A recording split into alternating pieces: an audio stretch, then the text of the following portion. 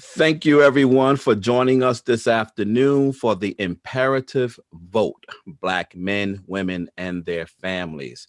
Myself and Fathers Incorporated, as well as our co-host, our awesome co-host, Delta Sigma Theta Sorority, the Atlanta Alumni Chapter, and Dr. Sheila Fleming Hunter is my co-host today as we lead this conversation, not only to educate you about the importance of voting this coming Tuesday, but we really want you to be inspired to not only vote yourself, but to inspire those around you. Use this as an opportunity not to just have conversations, but also to engage in action. And so there's a lot of statistical things we could talk about this morning. There's a lot of things that are going on across the country. We really want this to be a conversation. For those of you who are following us on YouTube, please feel free to use the chat. If you have any questions, make sure you put them in the chat. And if you're following us on Facebook, do the same. And so I'll swivel back and forth to make sure that we catch any questions. And so good morning, everyone, or good afternoon. I keep saying it's morning for some of them, afternoon for the rest of us, but good morning, afternoon. Hello. Morning. Here.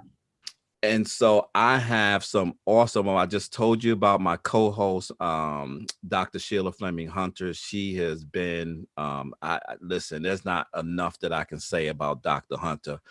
Susan, the first time I met her, she came into my office in Atlanta, and her and Brenda, that's how I met Dr. Hunter, with all red cars and the whole thing. And I was like, and I'm mistaken Brenda for being a Delta 2, and Dr. Hunter had to correct me about that. But it was like, I knew Delta was in the house when they showed up, and we've been linked in arms with them since then.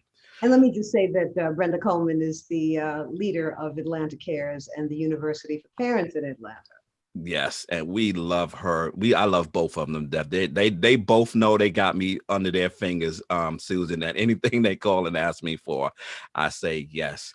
And then to you, our Shiro, I love you. You're another person who calls, and to my brother Stephen, no need for an introduction. I'm going to let you guys kind of introduce yourselves, but everyone knows that you are the creative, visionary, editor, founder. I'm sure in the early days you were sweeping floors and doing all kinds of other things for Essence Magazine. But you have continued that work through the National Cares Mentoring Movement, and we're so proud of you and the work that you're doing around the country. And I want you to talk about those things also. Dr. Janine Abrams McLean, I met her over the summer as we were grinding, trying to make sure Black people here in Georgia were going to complete the 2020 census vote.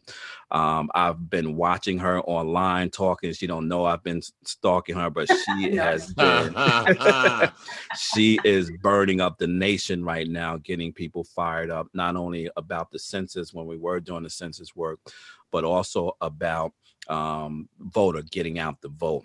And Griff, co-host with Erica Campbell on Get Up Mornings with Erica Campbell, has a passion for fathers, passion for education, passion for Black people. He's just full of passion. And so, Susan, we're going to start with you.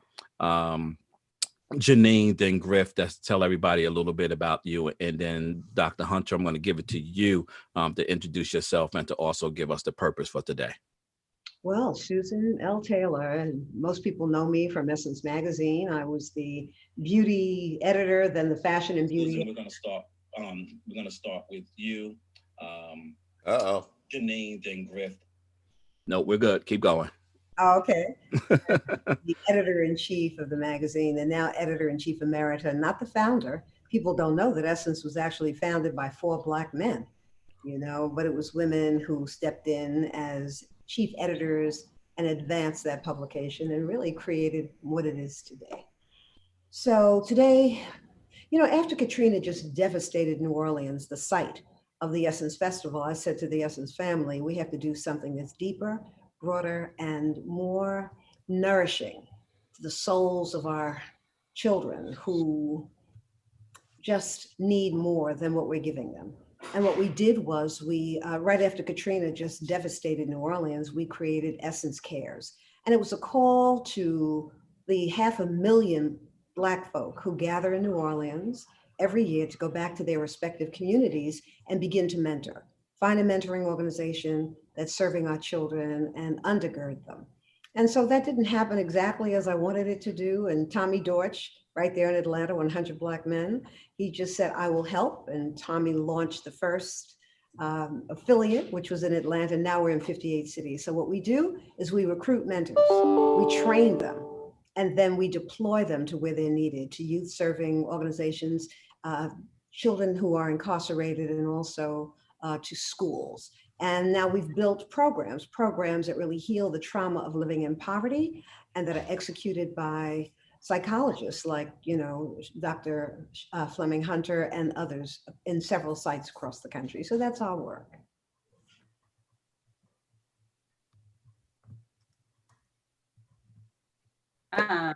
I am Dr. Janine Abrams McLean. I'm the Vice President at Fair Count, which is an organization, a nonprofit, nonpartisan organization that was founded by Stacey Abrams, who is my second oldest sister. Y'all probably know her. And before Stacey brought me over to Fair Count, I was a researcher, a biologist. I'm an evolutionary biologist at the Centers for Disease Control and Prevention, but she convinced me to quit my good government job to come make sure that people, especially people of color, people that have been marginalized and disenfranchised in Georgia and around the nation, not only get their voices heard in the their voice, not only that they are seen in the census, which is we use the census as a catalyst for continued civic engagement, but to also make sure that they are heard. They are heard at the polls, and they are heard during the redistricting process, which will come next year. And so we are really about focusing on the 3 pillars of democracy: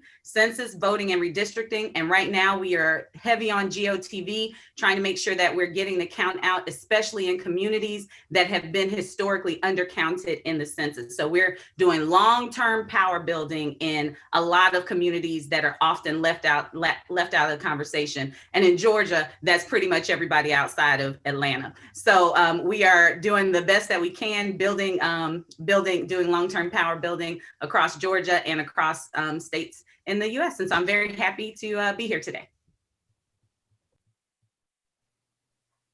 Awesome. Is it on me now? Yeah. Cool. Susan Lovewood, known you for a long time, known of you, what you do with Essence, and would love to have you on Get Up Mornings with Erica Campbell to talk more about Essence Care. Dr. McLean, never heard of your sister. Play it. My name is Griff. I'm a comedian. Today I've been doing comedy for 25 years, 6 months, 2 weeks, and a day. I'm the co-host of Get Up Mornings with Erica Campbell from the group Mary Mary. We're on around the country. I'm also the founder of the Process Success Foundation. It's an organization I've been working with for decades, and really going to the youth detention centers and the foster care programs and speaking life into these young men. It's very unfortunate that a 10-year-old is in a youth detention center for anything that he did. Where was the parenting? Let's put the blame where it is. Okay, you was stealing, but who was telling you to not steal? Who was advising you to do some other things instead of who was telling you not to get caught up in your environment? So just living by principle and knowing where that's from.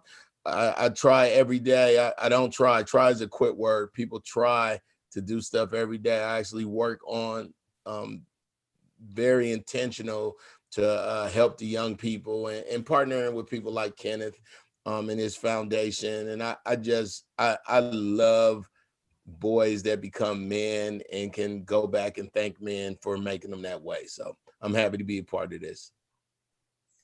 Thank you. Thank you so much. And I want to, on behalf of the nearly more than 400 members of the Atlanta chapter of Delta Sigma Theta Sorority Incorporated, I'd like to thank first Kenneth and him. As he said, we've been connected at the hip.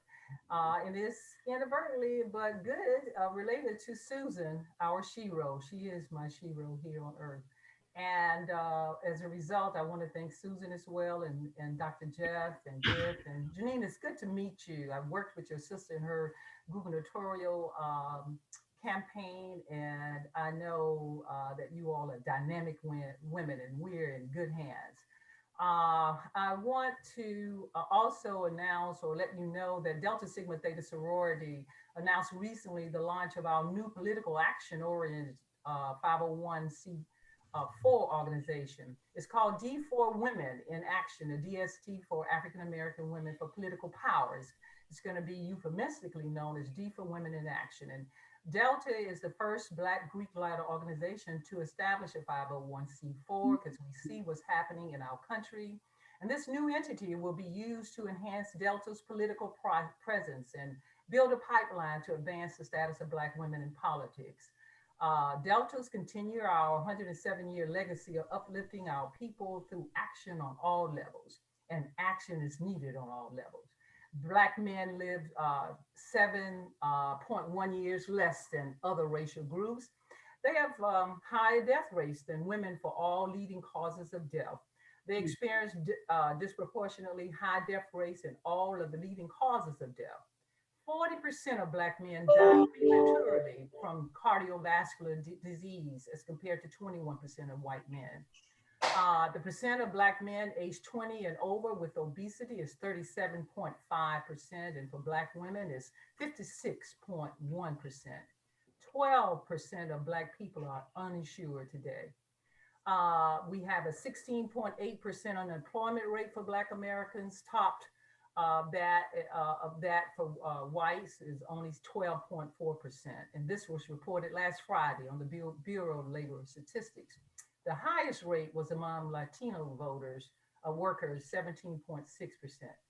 Black people are 2 to 5 times more likely to be hospitalized and die from the coronavirus than whites. The Prison Policy Institute reports that systemic racism is evident at every stage of the system, from policing to prosecutorial decisions, pretrial release processes, sentencing, correctional discipline, and even reentry. The racism inherent in mass incarceration affects children as well as adults, and it is often especially punishing for people of color who are also marginalized as a result. A report of the United Negro College Fund concluded that Black children are often located in schools with less qualified teachers, teachers with lower salaries, and novice teachers. Their research has shown evidence of systemic bias in teacher expectations for African American students, and non-Black teachers were found to have low expectations of Black students than Black teachers. Black students spend less time in classroom due to discipline, which further hinders their access to a quality education. And they are nearly 2 times as likely to be suspended without educational services as white students. Black students are also 3.8 times as likely to receive 1 or more out-of-school suspensions as white students. And in addition, Black children represent 19% of the nation's preschool population, yet 47% of those receiving more than 1 out-of-school suspension. In comparison with white students, represent 41% of preschool enrollment, but only 28% of those receiving more than 1 out-of-school suspension. Referring to the general election, Governor Kemp of Georgia said yesterday that his party will do everything necessary to win the war. Kemp refers to this election as a war. And so I had an epiphany. Some have said we should vote like our life depends on it. I say we use your vote as a weapon of war to save your people from continued oppression and discrimination on every run. Vote because our children cannot vote. Mary McLeod Bethune said that the free ballot, the universal adult suffrage, would allow African Americans the ability to vote out all the advocates of racism and vote in those whose records show that they actually practice democracy. That comes from our dear Dr. Mary McLeod Bethune, who left us in 1955, and it is true today. We have to vote out the racists and vote for those who actually practice, and their records show that they practice democracy. This, ladies and gentlemen, and people in our world and our social media, this is the purpose of our discussion today. Dr. Hunter, thank you so much for that. Dr. McLean, if you can, from your vantage point and the work that you guys are doing, particularly with the Get Out the Vote, add to that and add more to that with respect to what we should be mindful of as it relates to voting, particularly in our community. Well, I want to delve into something personal real quick. And, just listening to all those statistics and listening to, the words of Mary McLeod Bethune, and I was having two conversations. I have two sons, an 8-year-old and a 4-year-old. Last week, my 8-year-old came in. He asked me where his daddy was. His dad had gone out to vote. And he was asking, because we're nonpartisan, I'm not going to talk about who he was asking about. But he was asking about it because we normally take them, but we didn't take them this time with us because of the pandemic. But he was asking about, why was it so hard to vote? And he saw the movie, All In for Democracy, with my sister, and mainly because he was in it, but he paid attention to it, right? So he was paying attention to that, and he was asking questions about why was it so hard for Black people to vote, and why were people making it so hard?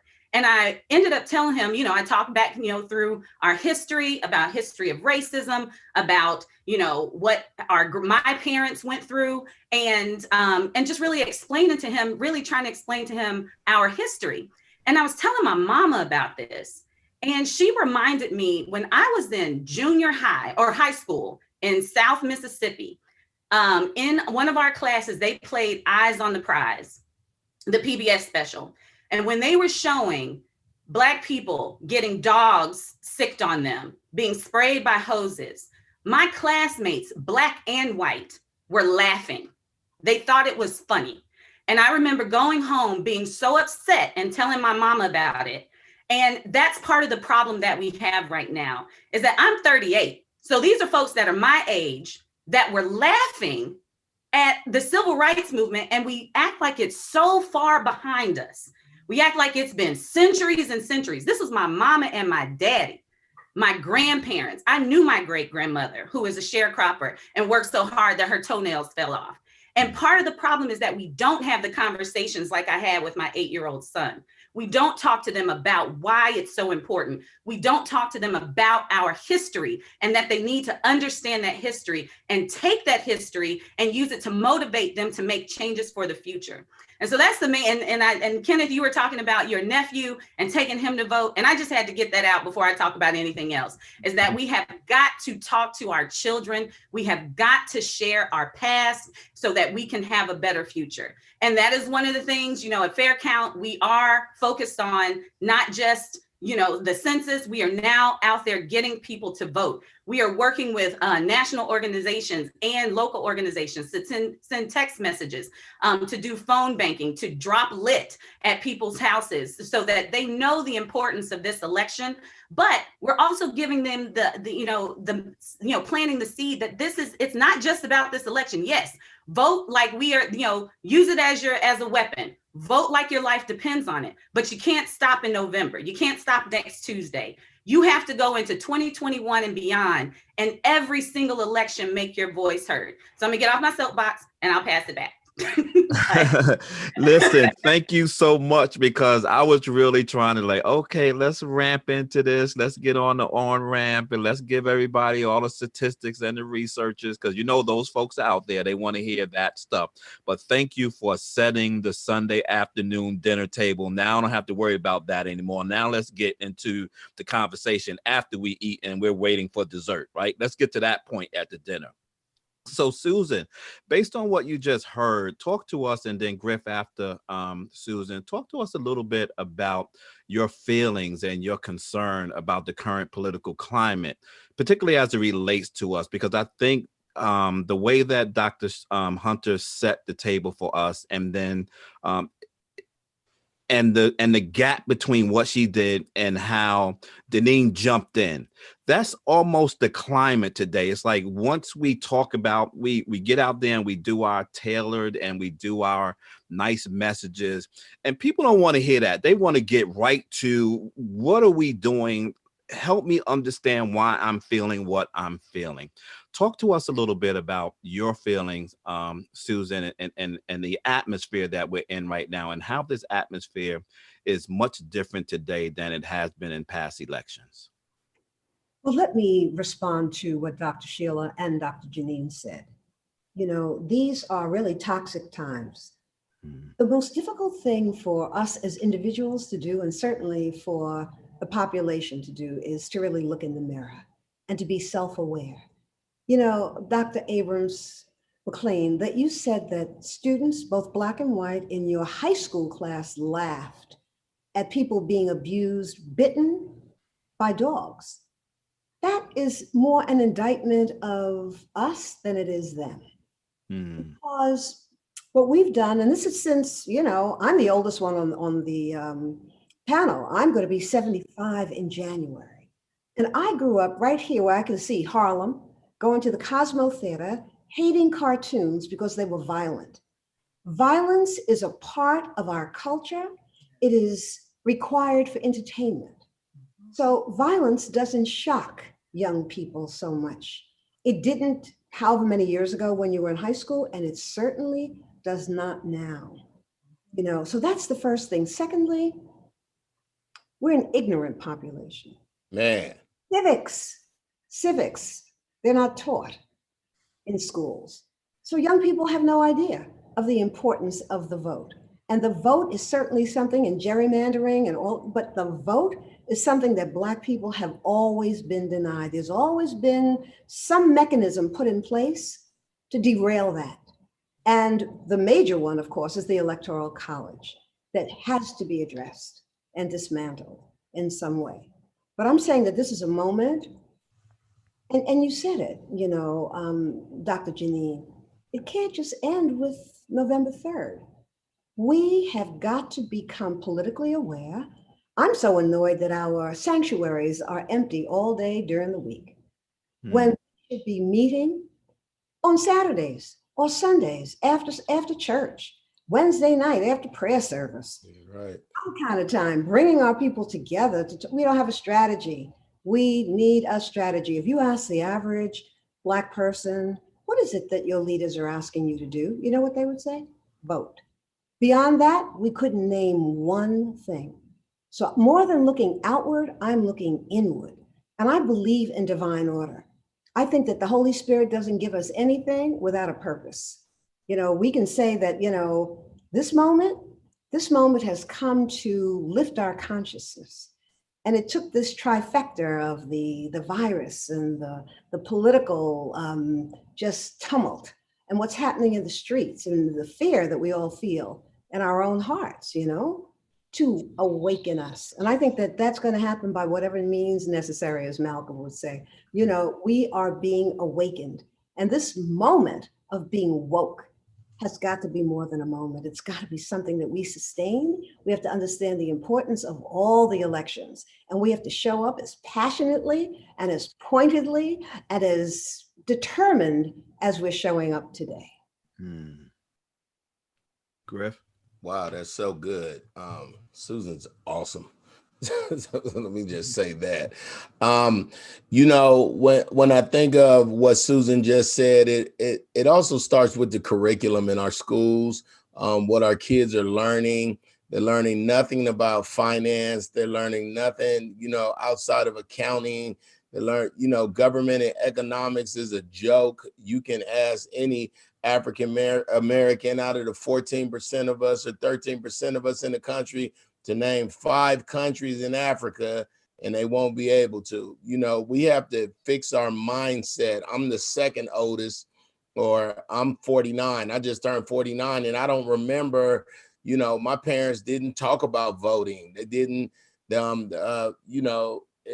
everything was such a silent driven, you just do because you just, and we have to be able to break that cycle with our kids and with the people around us to get them involved and tell them the process and voting isn't just about the president and it's so many little things that they keep away from us. And of course you learn as you grow, but if no one is teaching you, and maybe you're in one of the southern states where they, for centuries, that's how they get down with the politics and stuff. And what about the cities that are more progressive?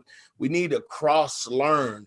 We need to learn in a way that not only the kids will understand, but the adults will understand. We've had so many people, and big shout out to Urban One, TV One, Radio One, Interactive One, Kathy Hughes, the founder there, and her son, our president and CEO, Alfred Liggins III, have made great leads in making sure the African Americans not only go out and vote, but then learn about the voting process, and then learn about what happens after the vote, and then learn about why judges are, it's such a great time to be Black right now, that, like Susan said, this is a time to hold on to this momentum.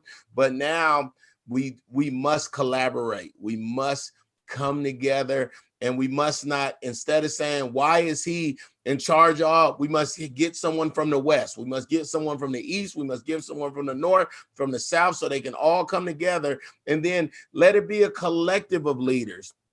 We're so worried about, well, who's going to lead us and why did he get picked and who got that? But let it be a collective. Let it be a committee. I mean, geez, the college football has a committee to pick the rankings every week.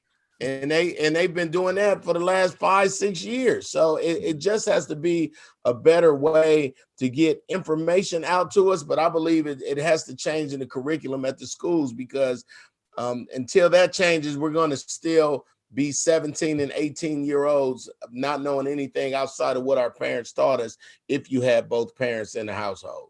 Wow. Thank you for that, Griff. Dr. Sheila, when you and I first began talking about this, the first conversation you and I had about the focus of this particular conversation, it was centered around really trying to figure out a way to engage, encourage, and inspire Black men specifically. And then I kind of went away and I thought about it and I looked at some stats and I came back to Dr. Sheila and I said, listen, I understand we need to really set a fire under men. I said, but we need to set a fire under everybody. We need to set a fire under men and women. But for the purposes of what you and I originally talked about, I do want to take those two apart for a minute and then bring them back together so we can speak community conversation. As someone who is a part of, Delta Sigma Theta, and one of our, most respected organizations of Black women in this country, outside of the desire for us to support, and again, we're having a somewhat bipartisan conversation, but we know where we lean and we know what we're talking about. And so I'm not going to skirt around that. And so we have now the first African-American woman that is sitting on a presidential ticket. And there is a lot of inspiration around that, just like it was for the first African-American man sitting on the ticket. And a lot of people have their heart invested in that.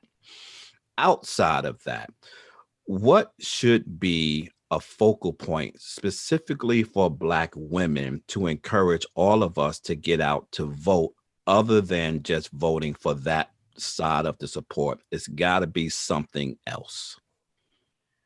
Thanks, Kenneth. Let me just first say from what Griff said, that education begins at home.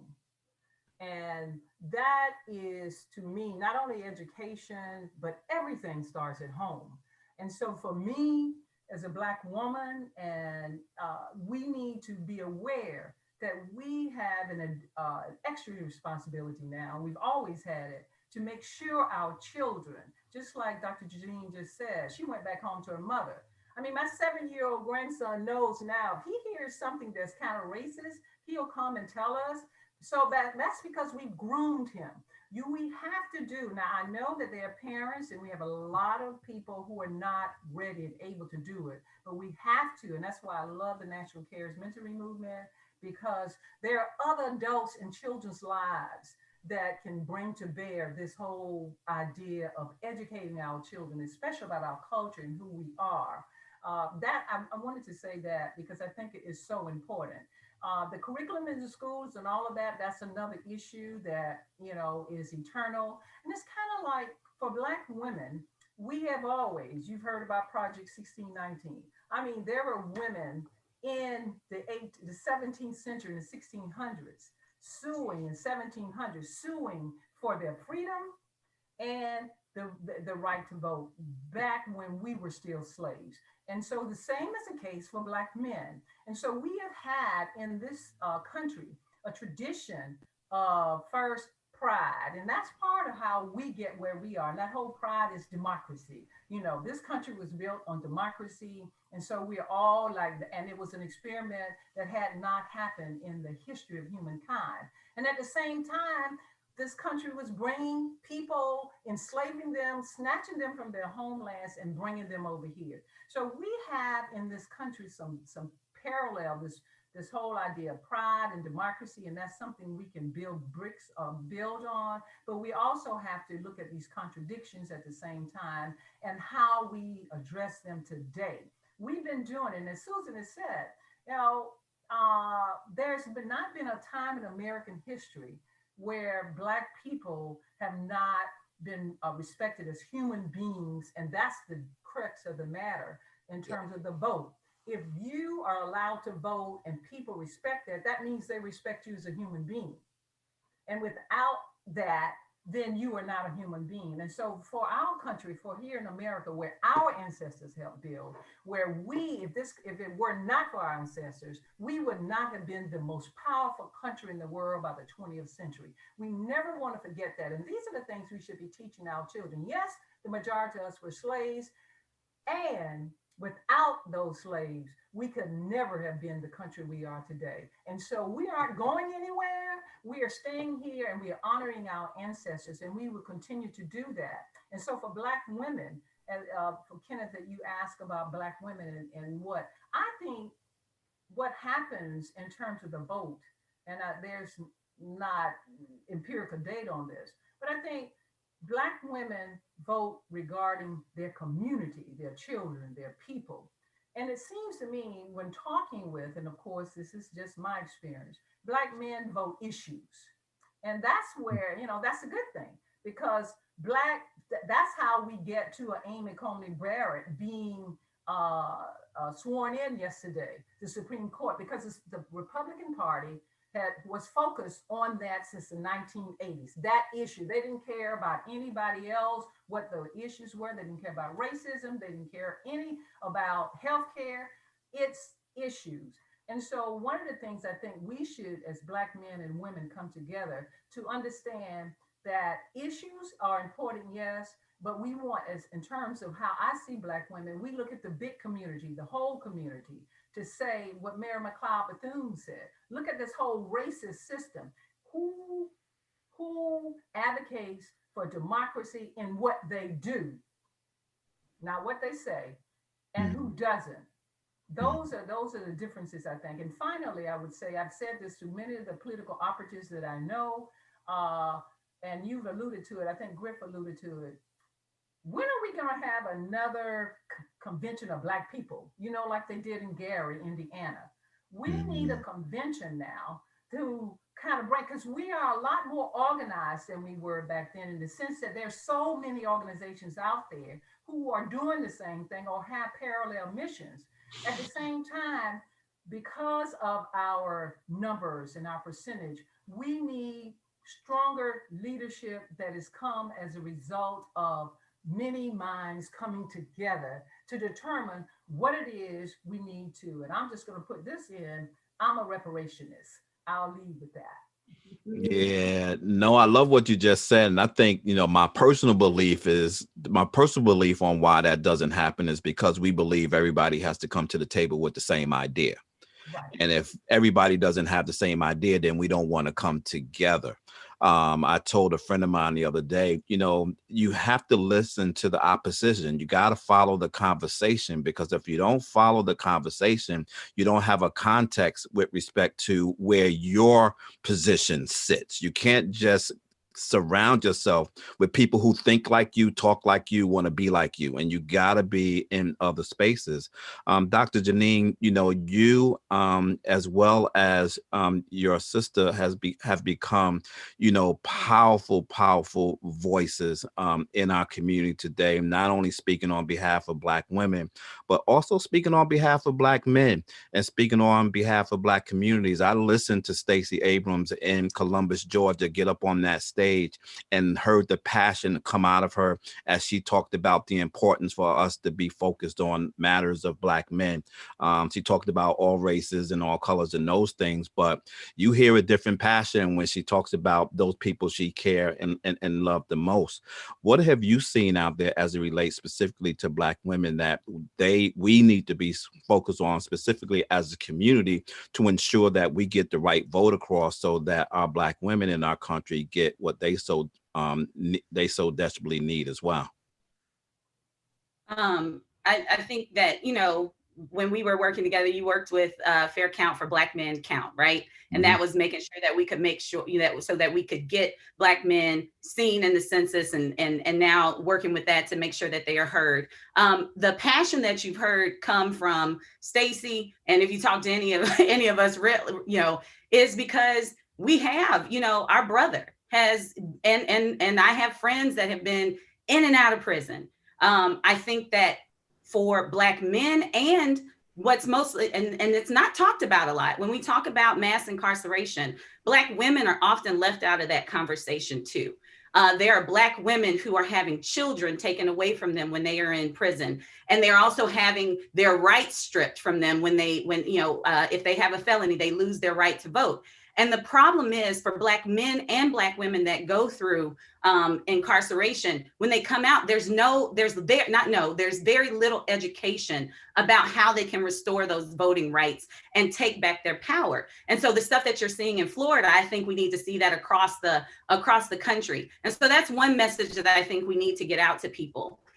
And the way that you get that out is that a lot of times, like you said, we are talking to people in our own bubbles. We are talking to people that have been educated. We are talking to the people that go to our churches. We are talking to the people that have jobs that we work with. But we have to talk to everybody. You have to step outside of your comfort zone and be willing to hear something that you don't agree with. But you have to have those conversations. I am a scientist by training. I can't, if I'm doing a study on viruses or whatever, I can't just put out the information that fits the hypothesis that I want to get out there. I have to look at the stuff that doesn't support it and the stuff that does support it, and then come up with a synopsis of that to put the science out. And it's the same thing with these conversations that we have to have with folks. You can't be extra bougie and not want to talk to somebody that you think is more hood. You got to talk to them. Right. You can't be, in the dictionary all day and not be able to talk to someone who hasn't, who didn't finish school. These are conversations. We are all people. We are all Black people. And that also includes our immigrant, the Black people who are immigrants to this country. Mm-hmm. Like, we have to have these conversations because there are issues in those communities. And this is going back to what Dr. Fleming said, is that there are issues that we have to be, that affect our entire community. And if we are in a community where there's a large population, a large proportion of immigrants who are dealing with things, they can't vote, but they still, we can be the voices for them, those of us who can vote. And you can't do that if you don't have the conversations with people. And so that's, I think, for Black women and Black men, we have, like everybody's saying, we have to talk to each other, and we have to come to the table, get these chips off our shoulders, and talk and listen to one another and figure out how we can make our communities better in the future. Susan, Essence, in my belief, was the gold standard for creating a framework for Black women empowerment. It inspired, it gave lessons, it gave stories, it gave a structure. There was a spirit that was a part of Essence that wasn't necessarily the same kind of spirit that was attached to other magazines of its time. And so when you read Essence, you kind of, even men read Essence, right? One of the things that I used to always love about Essence is I don't know if it was a part of the magazine or just a editorial, and it was for the brothers. I used to always open it up just to go to what are Black women saying about for the brothers. And so when you think about Essence magazine and the legacy and the work that you were trying to inspire and pull through, where did we fail, or what work do we need to continue to do to make sure that the legacy of what Essence was and is trying to do for Black women continues to be sustained, even through this vote? Wow, that's a very, very deep question. And it's not just Essence. Look at our media. We have lost Black media. We've lost the drum. We've lost our independence. When you think about not having, I miss more than everything. I miss the jet, as our people would call it. We knew what was happening around the country. Mm-hmm. There are a lot of people who aren't online, and there's a lot online that you don't even want to see. So you think about that. I think it's really building for the future with an eye on the future. And that's what we're not doing. Essence and Black Enterprise and Ebony, they're not what they were. And Essence is having, all magazines, let me say, having a hard time, all print media. They're all having a hard time because people are really dealing with the virtual space. There's something that Dr. Janine said that I just really want to hold on to, that we need to get together. Essence was the gathering place. And people give me a lot more credit than I deserve for the growth of that brand and the building of it. I had an amazing team. And when I became the editor-in-chief of Essence, I hadn't even gone to college. I was the beauty editor and the fashion editor, and now I'm the editor-in-chief. What I did wisely, I listened. And that's what I do today. I listen to what people are saying about their lives. That's how the column you're speaking about, Brothers, was given birth to. Listening to Black men talk about us, talk about women, shutting my mouth, not jumping all over the brothers, but let me listen. And just back to the magazine, we have to create a space for brothers to have their say, because there was no internet at the time and no magazine for them. So how do we move this forward? I think it's doing what we're hearing about. We have to, Sheila, you were talking about the convention, the place where we come together. Janine was talking about our coming together. I just believe that the sanctuaries, the mosques, the temples in our community are those places. They're the only places of independence where we can really have our say. And there needs to be a training and a strategy that would take us down that path you just described. We're not all going to agree. How do we disagree and have a solid agenda? And I think Malcolm X said it so brilliantly. Let us disagree, close the doors, duke it out. We don't want to duke it out, but we can disagree. And then we have to open those doors and come out as a united front. It may not be the idea that I want to uphold, but I know it's good for the people. So I'm going to stand behind it. The trainings that we do at the National Cares Mentoring Movement, they're consciousness shifting changes. That's what we work on for parents and for children. We're shifting consciousness. And I think looking in the mirror, it's what I'm dedicated to. It's what we have to be dedicated to. You think about this. We can't point to one place of poverty in this nation, Black or white, where the school, or Latino, Latinx, where the school systems are working. We can't point to one place where children are really being introduced to themselves, that life, nobody lives without his or her life falling apart. That's life. But there's something greater in you, and that's not really what I'm talking about now. I'm just talking about a curriculum that gives you the tools that you need as a person in poverty to become self-sustaining, to earn a family wage, take care of yourself and your family. There is nobody out here, and if we look, no matter what city we find ourselves in, all of our friends and family members who are watching and listening to us. There's no place in this nation where there's a fair number of Black and brown people where you're not going to see probably a young Black man being shackled and put into, or shot and put into the back of a police car. You're going to see that. But let's keep in mind that there's no place where anybody has a gun in his or her hand and is trying to do harm if they have a job to go to in the morning.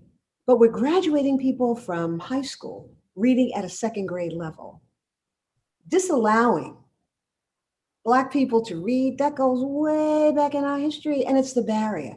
But let me just sum this up by saying this. People would say when Essence began, oh my goodness, Black people don't read. Black people read. Those of us who can read, read. And Essence's circulation grew to 8 million, and Ebony was there 25 years before Essence. And there was a time when we had probably a good 15 really vital magazines so Black people read. But literacy is diminishing because of a whole host of things in social media and whatnot. If you're graduating from high school, you have this diploma, and you can only read at a second or third grade level. Let me put it this way, and I don't even like to put it in proposals or say it publicly, but 12th graders and 8th graders, Black, none of them, not none of them. The average reading level is, or I should say, only 17% of 8th and 12th graders are reading at grade level, 17%. Yet, you have never seen a commercial on television that said, come learn to read. You've never seen a billboard that said, come learn to read.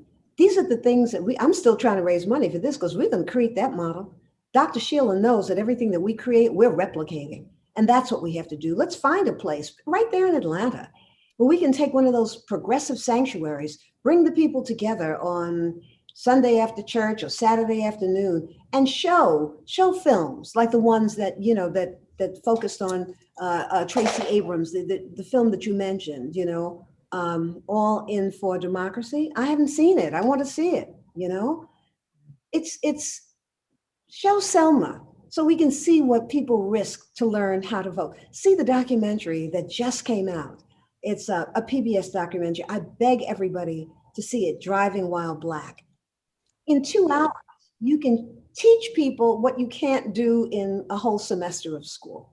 And I think what we need is a plan. Let me just say that. We have loud voices. We are speaking everywhere, but we're speaking to one another and we don't have a plan. So I'm just saying, what's the plan? It's unity, it's unity, it's unity.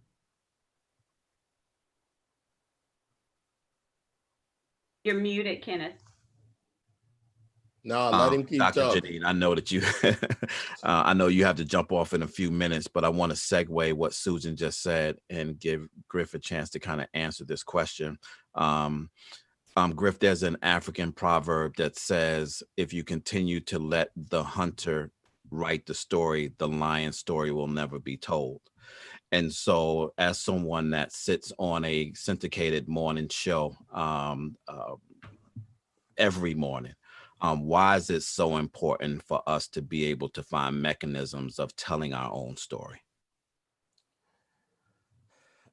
I mean, Black people are so unique. African Americans and Latinos, and we're so unique. I went to Brazil in 2018 and went to the museums there.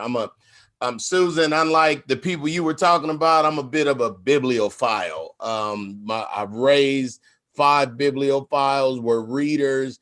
We're beyond readers. I probably read 3 books at a time and listen to 2 or 3 audiobooks at the same time. I have the last 4 Essence magazines somewhere in the living room. We get about 17 periodicals to the house. So reading is not an option with my kid. How to me, I'm such a sponge for information. I want to read. I want to know what happens when light goes into space and bounces off. I'm such a nerd, but I taught my kids that saying nerd is a great word because it's only one kind of person that call you a nerd. A dumb person. That's it. A dumb person. So guess what? I love dumb people calling me nerds. And you can be one too. See, and that's the problem with kids and children. We blame it on the kids and we say this and this, but man, we have to hold these parents responsible. You know, I work with.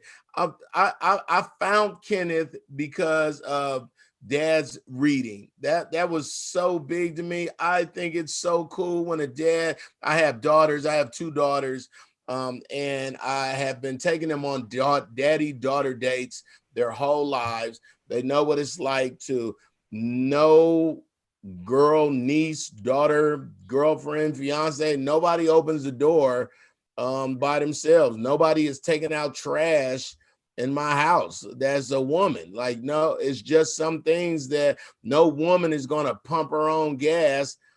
If she not my woman, if she is my woman, I'm gonna help somebody pump their gas. I just think it's some things that we don't teach our boys how to be with women, how to be around, how to appreciate women, and get all women being like your mom out of your mind. Because yes, your mom, maybe your mom wasn't there.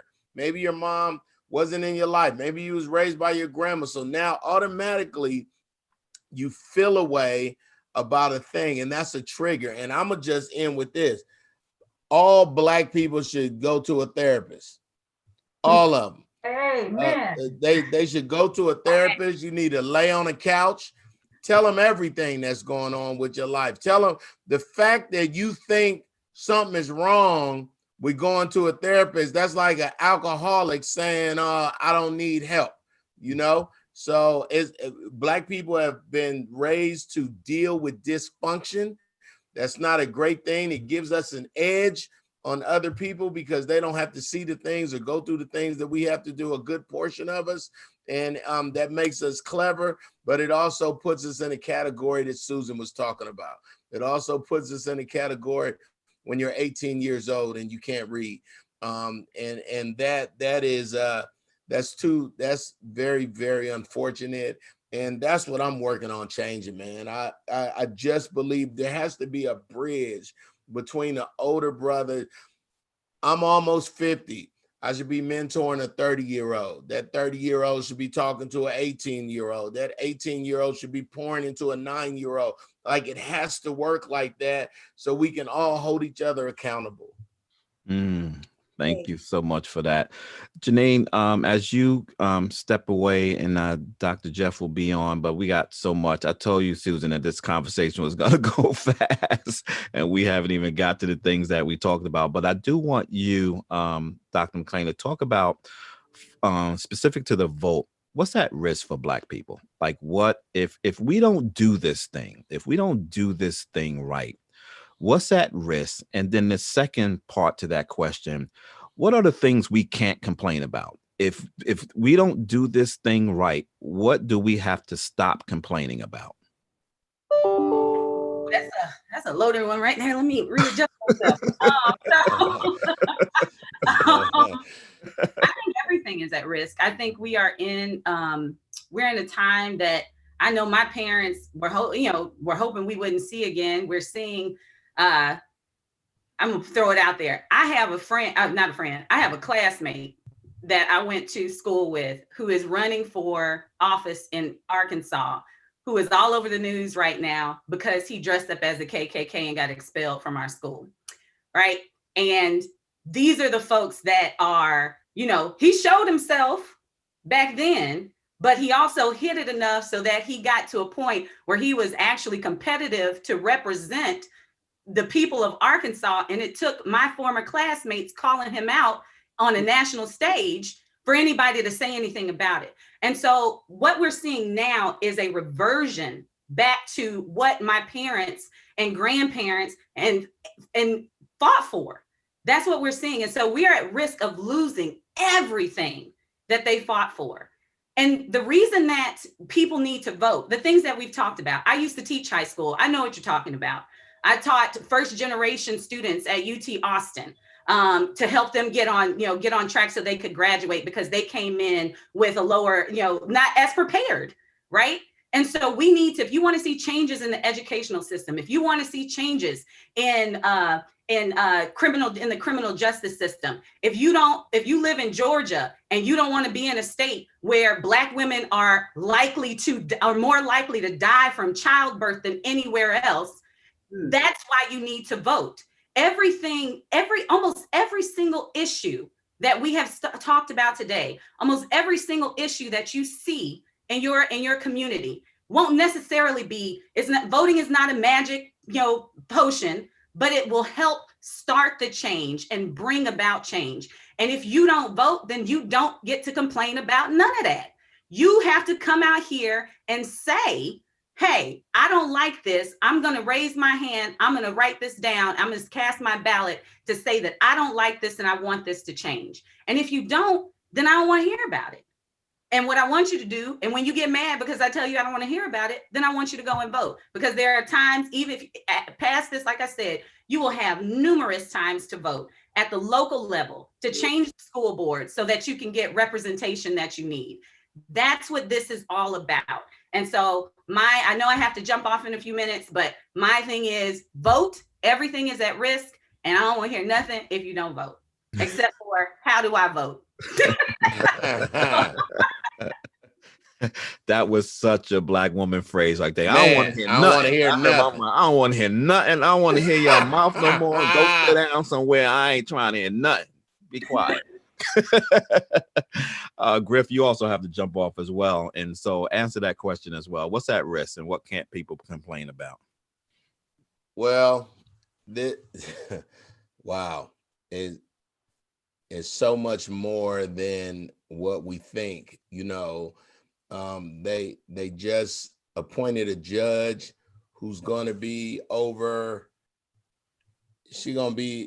she's going to have 35, 40 years to do things away from the party that picked her. They're setting us up. They're setting us up. It has nothing to do with 21 and 22. It has everything to do with 2032, with 2035. And our few, if you know anything about regentrification, it's getting the neighborhoods that are already bad. They're taking them out of there. They're turning those into condos, and then they have nowhere to send the people. So now you have it's so many dynamics on so many levels if we don't take care of what's happening next Tuesday. Not only are we, the Black man right now has a target on his back, and we have to show people that everybody's not. I'm a veteran. I'm from California. I'm 49. I've never been arrested. I never sold drugs. I've never been to jail. I never joined a gang, but you're not supposed to. So I don't expect love from it, but I was intent. I just wanted to get out the hood. I figured comedy could take me there. I figured entertainment could take me there. I wasn't athletic like that. I could play sports, but they told us unless you could play basketball or football, you was going to be in the hood. And I just feel like it all starts with educating ourselves.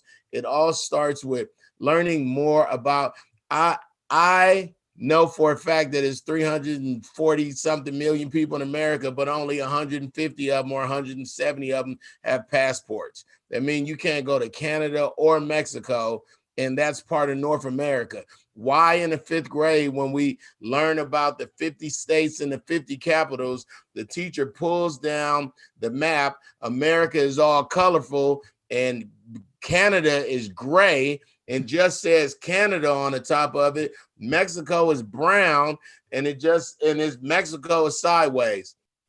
On that day, teachers could have taught us that Canada calls their states provinces. It would be like you were from the province of California, from the province of Maryland. Class, say it with me. A state is a province. And then they could have told them that Mexico has 44 states. And then they could have said, this is all of North America, instead of making us only think about America. So Canada has disdain for us. Mexico's super duper mad at us. And it doesn't even have anything to do with right now. They mad from the Mayan days. They mad because if you thought the Native Americans got pulled out of America, you should have saw what they did to our Mexican brothers and sisters. So until we learn everything, and it's sad that I have to go to Africa to learn more about America, because it's a lot of stuff America leaves out. They still have history books with 3 pages of African American anything. When are we going to change that? I just looked at my 13-year-olds, but it's this thick. It's this many pages on Black people. Like, that has to change. We are important. We made everything. We should have a list of everything that we've made, from escalators to traffic lights to, stop saying we just found out ways how to make peanut butter and different. It's so many more things. And it's sad that we don't know that. And I'm going to end on that note, but we have to do better internally before we can expect other people to treat us a kind of way. Thank you so much. Well, can I respond to some of that? Sure, absolutely. All that. And Griff, thanks for that explanation. I think there's a saying that says, if the people who depend on the oppressor to educate their children are doomed. Yes. And so we have to remember that. And however, and obviously public schools are where our children are. And we have to be really concerned about that, just from the perspective of what you've been talking about, curriculum. But Dr. Janine also pointed out about reversion. And I just want to point out, I'm a historian. So when you look at the history of America, you see that white men have always been in control, and that they have always done whatever is necessary to maintain that control. While we sit here and talk about these internal things that we have to do, and that's why I like the word war, because they will do anything. We can educate ourselves, we can be top of the class, we can be Barack Obama and be president and see how much that got us in terms of the country moving forward and being progressive, to move from where Barack was president, and we were all hopeful of that. And what happens? Just the opposite happens. And so this reversion idea that Dr. Janine mentioned is real, not only in terms of our situation, but it is a consistent practice and reality that white supremacy is what this country was built and founded on, and that is everything that is happening here that we're trying to challenge. So the question, the plan that Susan mentioned, has to have something to deal with the reality is, regardless of where we are, if all our children made A's, if everything happens in hunky-dory in America, what about how are we going to respond to this racism and this white supremacy that continues to exist, and it will not stop because we have done our work? How will we respond to that? So that idea of the plan that I see before Dr. Janine leaves and Griff, we want Stacey to be a part of pulling us all together as Black people. We got that there. And then Griff, you all have the social, you have your show and the social, radio, TV, whatever. But we have to recognize that racism is here, and white supremacy more than racism. White supremacy is stronger and as strong as ever in America. How will we deal with that and be a part of the plan? You have to jump off, Dr. Janine and Griff. Thank you so much for lending your voice to this conversation today. Again, I'm one of both of your biggest supporters, and whatever Fathers Incorporated can do to help with you guys. And Griff already knows my heart for him and reading. I try to feed him. He gets a care package from me at least every few weeks or so. Nothing with books. Not even exaggerating. Mama was a librarian, so we are all, oh, wow. for reading. My kids fall asleep with books. So, Yes. so we're right there. But thank you so much, Kenneth, for this opportunity. It's a pleasure talking to all of you and meeting you. So thank you. Nice. All right, here we go. And Dr. Jeff is now on. Good afternoon, Dr. Jeff. Brother Ken, how are you? How are you, panelists? And how are you, my sister, Susan Taylor? I haven't seen you in forever, so glad to see you. Thank you. I'm doing fine. I've been nourished by this incredible conversation. So just glad to see you. Yes, and I love your glasses. Oh my. Close without them. I can see everything out there, but very little close. Kenneth, I'm out, man. Thank you for having me. Susan, you are always awesome.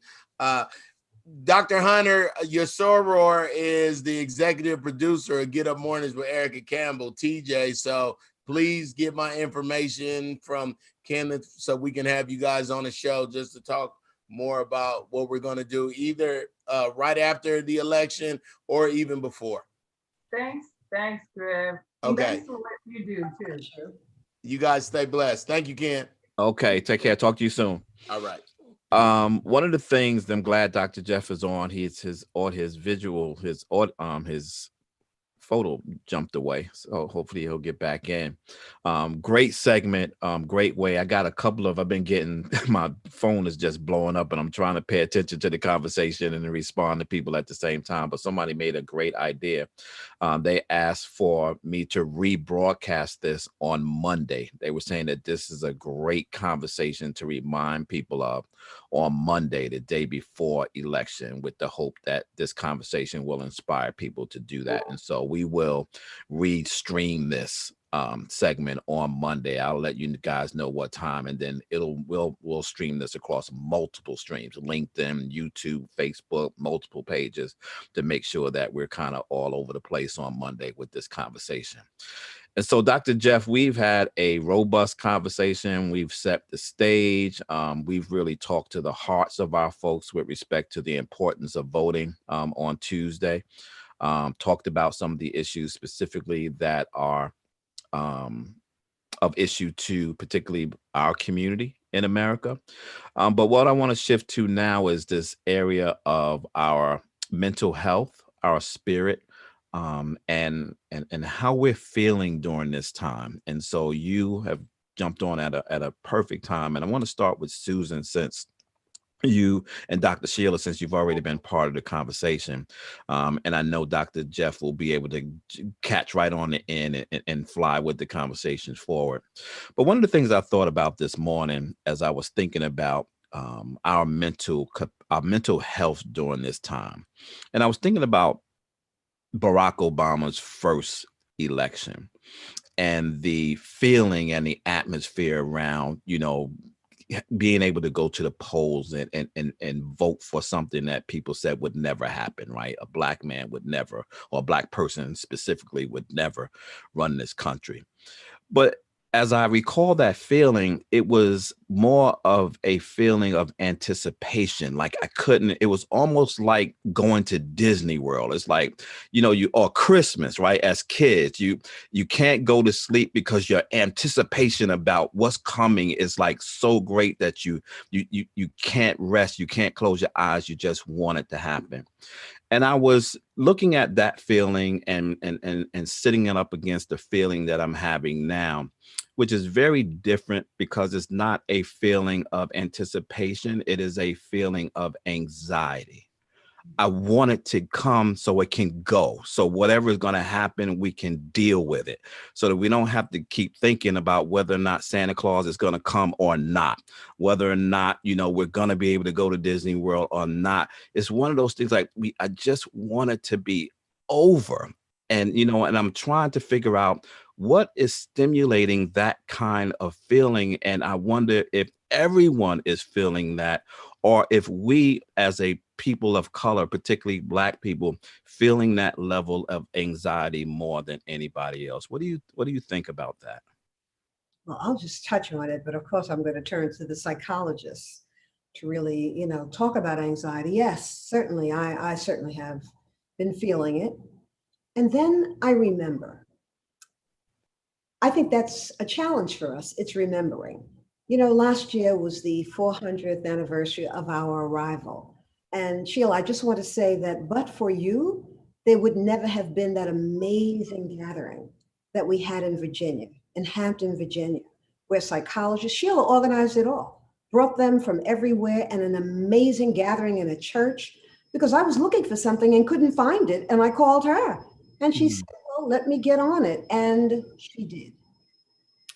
Once we understand who we are, yes, we're anxious about this election, but this election is like the blink of an eye. And when we think about who we are and what our ancestors have withstood, we breathe easily, because this is not the rough side of the mountain. It's rough, but not the rough side of the mountain. We have navigated what our ancestors have navigated is beyond, it's something that we will never know. And I think that's what encourages me. And I look at my own life, you know, we've all been through stuff where we said, oh Lord, I'll never recover from this one. You know, this pain, this breakup, this shakeup, this loss of income, it happens to us, but it's always for our growth and our awakening. So the question that I always ask is this: when it's happening to me personally and when it's happening to us collectively, what has this moment of anxiety come to teach us? I think it's come to teach us that we sisters and brothers have to really not have have one another's back. That we have to come to what we've been talking about, an understanding of our history and who we are and our responsibilities. We have to understand that democracy has not been yet realized in this nation, but the ball has been moved down the field greatly. We have to understand that, you know, curbing police brutality has to do with who the attorneys general are, and that we have some say-so in that, and that makes voting really important. So it's this, all the anxiety that we're feeling. I'm like, just breathe, relax, think, understand, take on the piece of it. Michael Dyson and I were speaking this morning, and he said, you know, it's like we're a choir, and each of us has a part. You know, the sopranos, the bass, you know, singers, the altos. What's your part? Play your part. Get along with the people who are in your part of the chorus. That's the major thing for us. Because if we know our history, we can see why we don't trust one another. We don't. And I think it's a major piece for us. So on the healing and how we rid ourselves of this anxiety, I really just pass it on to you, Sheila. Dr. Sheila Fleming Hunter, who knows? I'm gonna, Dr. Jeff, we had here in Atlanta, this morning's front page, there was an article of the Atlanta Journal-Constitution, the stress and anxiety related to the election. And it pointed out that there is more stress in our community, in Black community, and it measured it some way. And I think it was like 20 to 30% more stress among Black people now about this election than white people. There's stress for everybody, but there is more stress for us. So, Dr. Jeff, what do you think? Psychologist on the call. This is amazing. Yes, well, thank you. And both of you are right, Susan and Dr. Fleming Hunter. Certainly, there is some real election anxiety out there. The American Psychological Association said in 2020 compared to 2016, the anxiety that people just in general, Americans in general, are feeling is up to 56% of the population versus 30% in 2016. And then you add on top of that COVID-19, then you add social injustice, then you add, you know, the fact that this president that we have is just completely exhausting. There's a lack of leadership with regard to dealing with COVID-19. This idea of riding it out like a cowboy has now become part of the herd mentality, which is part of what is causing more, the scientists believe, more of the deaths, and why, you know, we're spiking with COVID-19. So you have all of those concerns and what is happening with the particular election. Will it be stolen?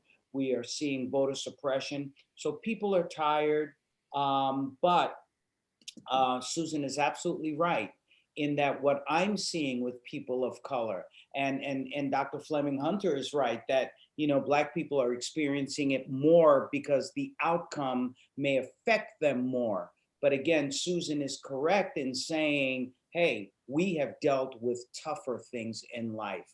This is just part of the Black experience with dealing with adversity. And so what I'm seeing is a renewed interest in voting, of course. We're seeing that, the vote now is more important than it ever has been. We're seeing a turnout that's the largest in history at this particular point with regard to the vote. And more than anything else, I'm seeing it as a mission for people of color, saying, you know what? We'd like to have the mail-in ballots, but we don't even trust that, not with what's happened with Louis DeJoy, the Postmaster General, again part of another voter suppression in trying to dismantle the post office, the great American institution, which, by the way, a very large number of those employees are people of color too, right? Hard-working men and women of all races and cultures, part of the post office, frontline workers, heroes, and that's being dismantled. So what people are saying is, we don't care if we have to stand on a line where there are 100 people, 200 people, 300 people, which we shouldn't have those lines, but again, part of voter suppression. So now it really has energized us to go out there. We see that people have been buying other people pizza, and they've been having dance-offs, and they've turned it into a celebration, because we will not be deterred no matter what the result is, whether it's stolen, whether it's real. At least we are at the forefront. We are fighting. We stay in the fight, and this gives us more of a purpose for living. Young people are saying that we're woke. I don't think we ever went to sleep, but now we are really woke as to what we need to do as a society in order to deal with the bane that we call racism, which, by the way, I will share with my fellow panelists, and something we talk about one day. I really do see racism as a real mental health challenge. But again, we have risen to the moment, and we will continue to do so. And the next few days, the next few months will be fascinating, in addition to COVID, in addition to global warming, in addition to what the repercussions from this particular election will be.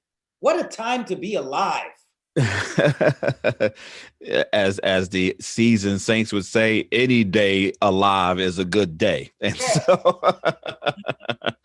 I want to talk about that stick-to-itness a little bit, Dr. Jeff, and I want all of you to kind of speak about this a little bit, because I've been thinking about this as well. And I think that there is a small difference between our people today and the people who were able to sustain their own rough side of the mountains, right? And so I wonder today, given conversations and given where we are, could one say that Black people or our community in general might be losing a little bit of our resiliency?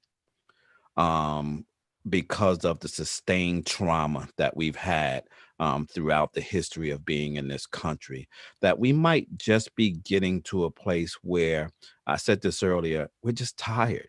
Like, I don't have to fight in me anymore. We used to say when we were younger kids and you would be on the ground, you give, you give, you give, you give up. And it's, you feel mentally like that. Like the country is just, they've had us on our backs and on the ground so long, and they're trying to get us to say uncle. And many of us are beginning to just say, uncle, I give up. And what terrifies me about that loosening or reduction somewhat of our resiliency is that what we also lose alongside of the resiliency is our hope. And I think that if we as a people begin to lose our hope, that's a dangerous space for us. Well, I agree. And you're absolutely right that we are getting tired. But I really do believe that this is, that old adage that now you have to work smarter and not harder. And therefore, we have to reimagine and understand different pathways to power that will change the situation that we're in. More people, we're seeing more people of color, more women of color than ever before, who have now run for office and who've become really outstanding politicians. Another thing we have to look at is sometimes, when you do get tired, you have to pass the baton on.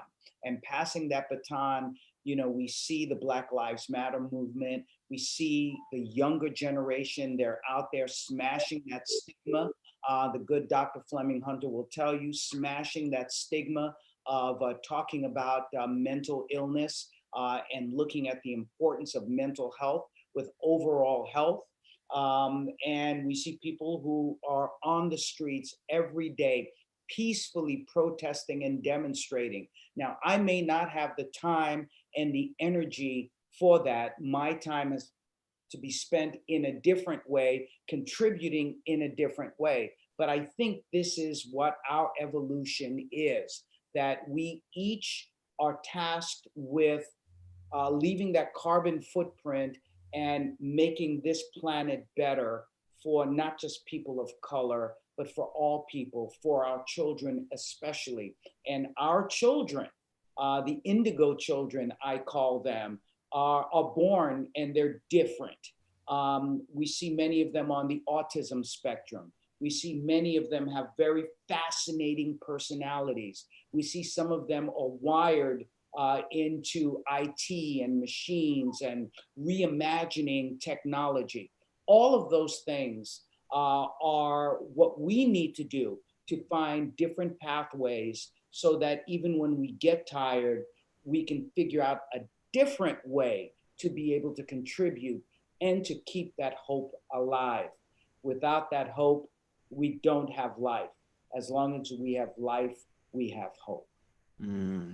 Susan and Dr. Sheila, some of us, recognizing that there are many of us, or many of our people, many of us, our people, our community, that are also at the same time that they are dealing with this climate of racism and oppression. They're dealing with the reality of this pandemic, right? And so in many homes, there was a Aspen study that came out probably a month ago now that said by the end of the year, 30 to 40 million people will be evicted from their homes. Unemployment in our community is higher than any other community. Our brothers and sisters are still being murdered and brutalized out there, and we're so much so we're forgetting their names. And so in those communities where they are having their own internal personal battles with just trying to pay the bills, to their kids are at home and they don't have anybody to watch them, and they still have to go to work and their children have to learn at home where the parents can't, teach them at home. And then there are other communities that do not, children that do not have access to technology, that even if they want to learn, they don't have the ability to learn.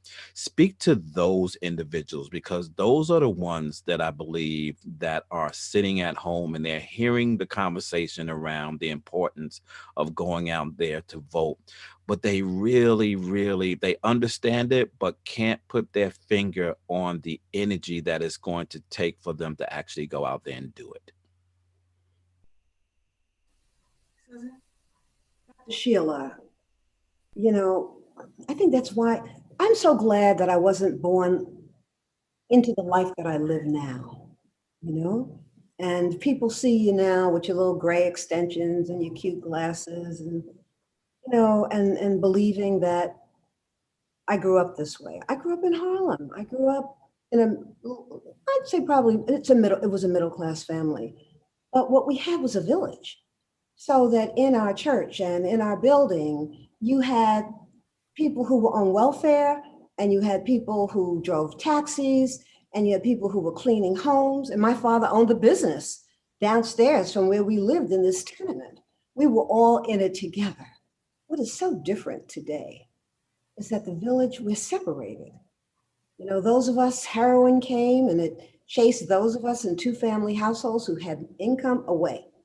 And then we were like coming back to the neighborhood to buy up that property, and then crack cocaine came and it chased us away again. You know, so there is a division among us. We had one another. Nobody went hungry. We didn't have homelessness when I was growing up.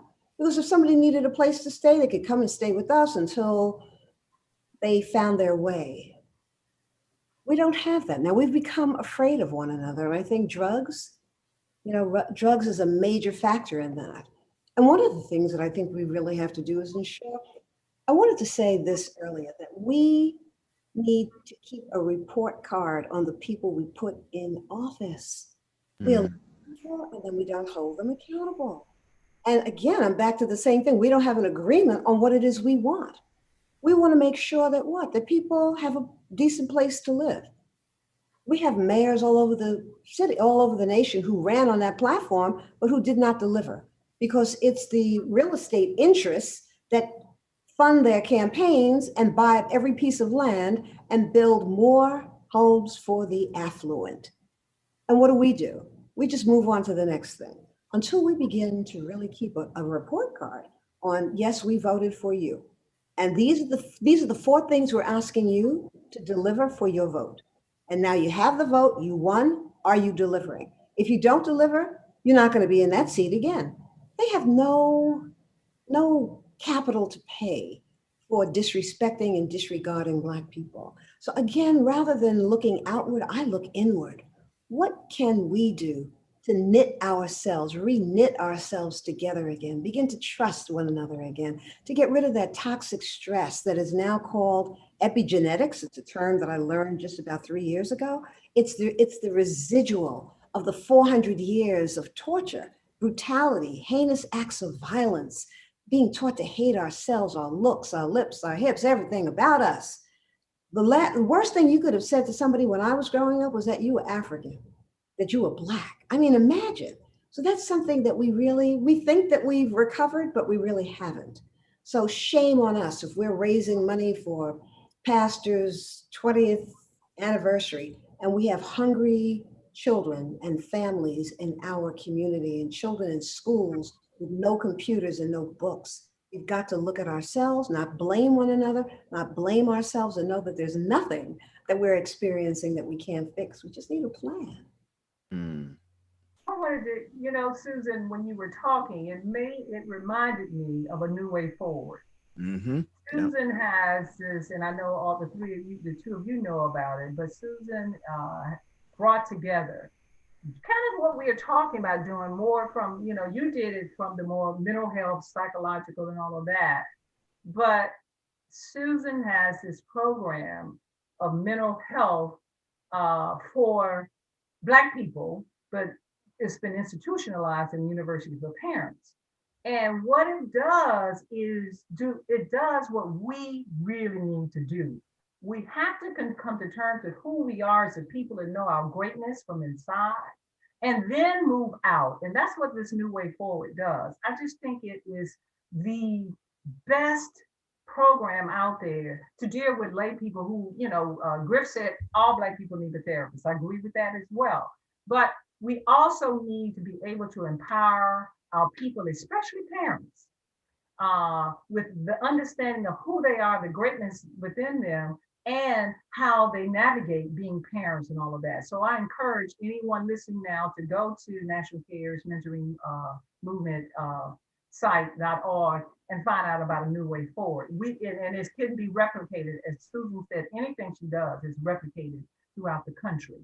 But I also wanted to point out from what you asked Kenny about COVID and all the other stuff. The whole idea of being tired is one thing, but I think another word is overwhelmed. We are overwhelmed. We were already there before COVID, before this election, before, you know, we thought we were on our way with Barack and the country was moving forward. Then we go, oh my God, And I think that's why Kenny is suggesting that, we're tired. What do we have to do this all over again? What my parents and my grandparents, all the same stuff we're doing already. But the overwhelmed part is what I'm concerned about, especially for parents of children, because our children were already grade. Susan just mentioned the 17% rate in literacy and grade level. That you just multiply that for any industry. And that's why COVID has, exhibited all of the things about our health that we already knew. Now the rest of the world has become informed about. But this impact of COVID has had a great impact on public education and the education of our children. And I am so concerned that now that our children who couldn't read the 73% or 83% who couldn't read, what is that percent going to be now at grade level, given where we are? I feel like we are at the period of reconstruction in America, again, as a historian, where we have to reinvent who we are, particularly our education system, to save our children as soon as possible. I am, with our foundation, Black Rose Foundation for Children, we have a literacy program, we have book clubs for children, for 3rd and 4th graders, because we know that's where they begin to build those prisons. When they look at the scores that we probably won't have, and then when we do have them this year and next year, because the Secretary of Education is saying we have to do them this year, we know what the results will be. But what are we doing now to make sure that our children will be able to move forward and progress in all the indices, particularly education? So to go back to the point of what is happening and what we can do, I think that's how we should kind of end with this discussion about after November 3rd, as we've said. Whatever happens, Susan said it, we're resilient, we're going to deal with it. But to what extent? How does it, if one person or persons win the race, how do we respond or not? My contention is we're going to have to continue the work that we are doing. We have to, and we're going to have to increase it. And how do we do that? Susan mentioned the churches and the synagogues and the temples and all as places to come together. Now with COVID, we can't do that. So what do? How do we ensure that our children not only have access to the Wi-Fi, the computers, which we are trying to do? And let me tell you, I'm sure no school system has made sure that all the children who need the devices will have them, because, again, kind of like the ventilators, the supply. Here in the metro Atlanta area, all of the systems are still waiting for devices for our children to get. And guess who will not get them on time? And so these are things that we know exist. And unlike our ancestors, God bless them, and we thank them for them, we have evolved. Like Susan said, this democracy is slowly creeping along, but we have evolved. For Mary McLeod Bethune to do what she did, as the first child born into freedom, why can't we do these things for our children to make sure? Because it's a ripple effect. Once we do it for our children, the rest of our people will be okay.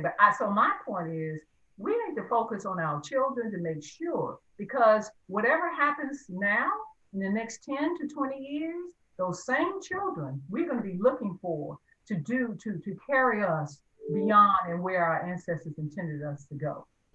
Yeah, thank you for that. I know we're getting ready to end, but I just want to add this because what you just said is so important. Just doing my morning meditation, I came to this thing. This is a moment, because those children, what Sheila said is so right. Dr. Fleming Hunter was saying those computers, they never arrive. Those children who live, our children living in poverty, very often are in households with no computers. They're in neighborhoods without broadband connectivity. So even with a computer, they wouldn't be able to connect. And I said, but I've never met a child, no matter how little money the family has, who didn't have a cell phone.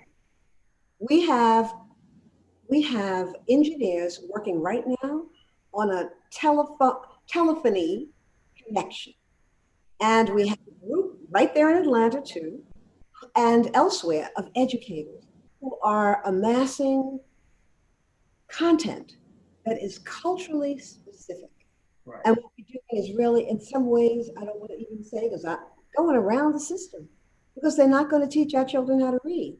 And what we have to do, it's the technology is we take a piece of urban fiction that really speaks to, you know, the folks who they know. It mirrors their lives. It's not foul. It's not a lot of cursing. It has to be relevant.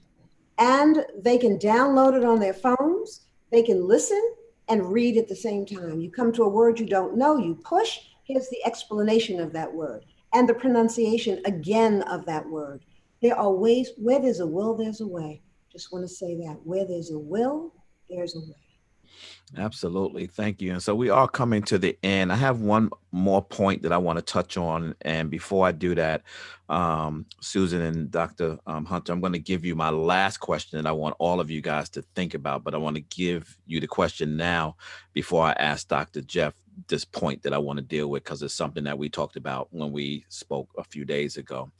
And the question is, so depending on who wins, if Trump wins, if Biden wins, what should be the message? Think about that. So if Trump wins, what should be the message to our people? If Biden wins, what should be the message to our people? I want you guys to think about that.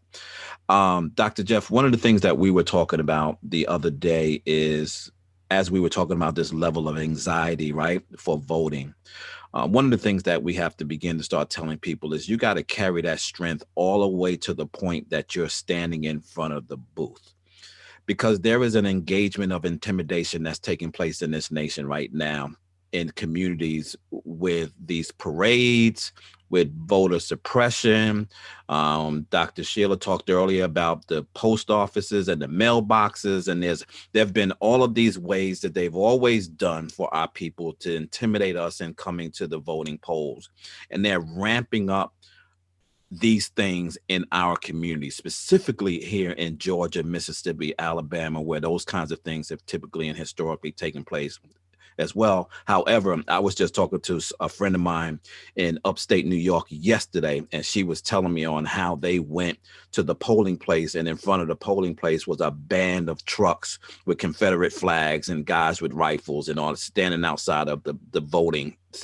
And it's legally, you can't do anything about it. They're just sitting there, but we know what that is about. And so how do we talk to people about being able to harnessing that anxiety that they have, but just being able to overcome it and hold on to it and let them getting to the voting booth and voting be the win. Don't let the intimidation be the win. Let the voting be the win. And don't give them what they're seeking, which is for you to turn away. That your win is in withstanding that intimidation, irregardless of what it comes like. Voter suppression, you're not read, any of those things, to continue to follow it all the way through until you get your vote in. What should we be telling those individuals? Well, I think exactly what you said is what we should be telling them. The answer is right there in the question. One of the things that I've done as a mental health provider in dealing with a lot of patients, anxiety, by the way, not depression, anxiety is for me, the number one mental health issue of our time. And so I think it's important that instead of getting into the obsessive compulsive thoughts that go around and are part of that anxiety, instead we use empowerment, self-empowerment, the things that we may be afraid of, the things that we obsess over. Now we have to go into action. So if there is anxiety about going to the polling place, then go to the polling place. Face the fear, face the anxiety. It's not as bad. We make it worse in our own heads. You're right. It is about intimidation. People with rifles, people who can open carry. That is a message to try to keep us away. People who've worn Black Lives Matter shirts have been turned away, though they're not supposed to be. So, when we see those things, to me, that's an invitation, not for a fight, not for an invitation to the OK Corral. it's an invitation to exercise our rights and to make sure that the thing that we have fought for, that we have bled for, that we have died for, that now more than ever, we must seize upon it and we must use it. And this is where now we have turned the pain that people may try to inflict upon us into the power of our vote. And as you talked about earlier, the power of our resilience. Thank you so much. So for the three of you, if our president wins this election, what should be the messaging to our community? First, I want to go and sit on Dr. Jeff's couch. It